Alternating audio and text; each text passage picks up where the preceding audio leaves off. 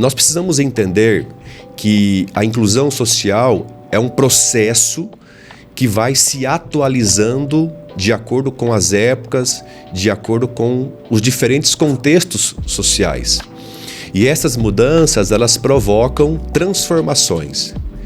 Então eu costumo sempre dizer que não existe inclusão social se não houver transformação. E essa transformação começa primeiramente nas pessoas. Depois dessa transformação, ela alcança os processos, as estruturas, os instrumentos, e assim ela vai ganhando novos aspectos. Então, quando a gente vai falar sobre inclusão no mercado de trabalho, nós precisamos compreender as mudanças que isso traz para a empresa. Nós precisamos entender que quando nós falamos em inclusão no ambiente de trabalho, há uma emergente necessidade de transformação, acima de tudo pessoal, da liderança, de todos os colaboradores, das estruturas, dos processos, dos equipamentos, dos instrumentos, mas sobretudo o quê? A transformação atitudinal, que é aquela que envolve as pessoas que estão envolvidas em todo o processo. Quando eu penso em acessibilidade, que é um dos pilares da inclusão, eu preciso entender que a acessibilidade, ela é um investimento e não um gasto. Porque um ambiente acessível, ele é um ambiente adequado, é um ambiente bacana para todo mundo. Então nós precisamos romper com alguns pensamentos que nós temos, que a sociedade tem, de que inclusão é algo dispendioso, de que inclusão é algo que envolve somente custos, despesas. Eu converso com muitos empresários, com muitos gestores, e eu observo que a grande preocupação, o grande entrave para algumas empresas investirem em inclusão é justamente pensar assim, mas quanto custa? Quanto é?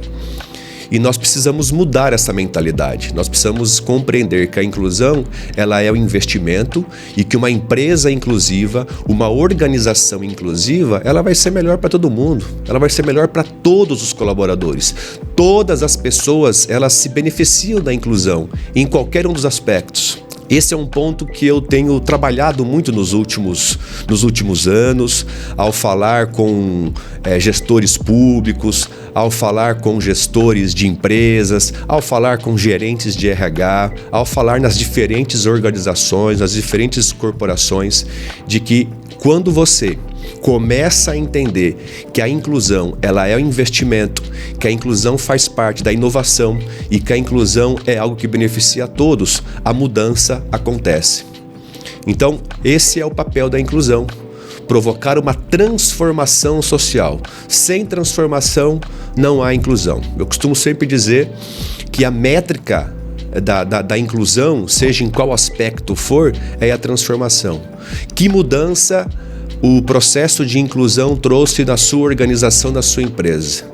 Se houve alguma mudança de comportamento, alguma mudança de relacionamento, alguma mudança de pensamento, ok, a inclusão está surtindo um efeito positivo.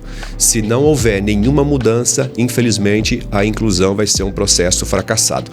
Portanto, é importante que as empresas invistam em treinamentos, em capacitações, em programas e projetos. Nós não podemos limitar o processo de inclusão em alguma organização somente através de uma palestra. A inclusão não pode ser meramente um tema abordado na CIPAT uma vez ao ano.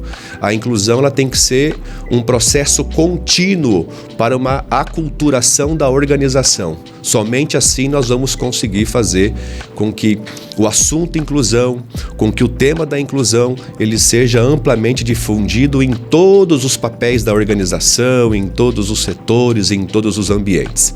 Inclusão não é somente um assunto de RH.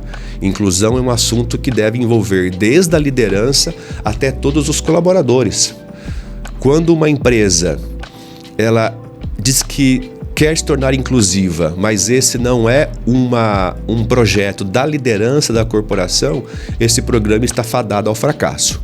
Porque a inclusão, ela precisa perpassar todos os setores, todos os ambientes, e somente assim ela obterá êxito. Caso contrário, vai ser um programa fracassado. Então, sem transformação, não existe inclusão.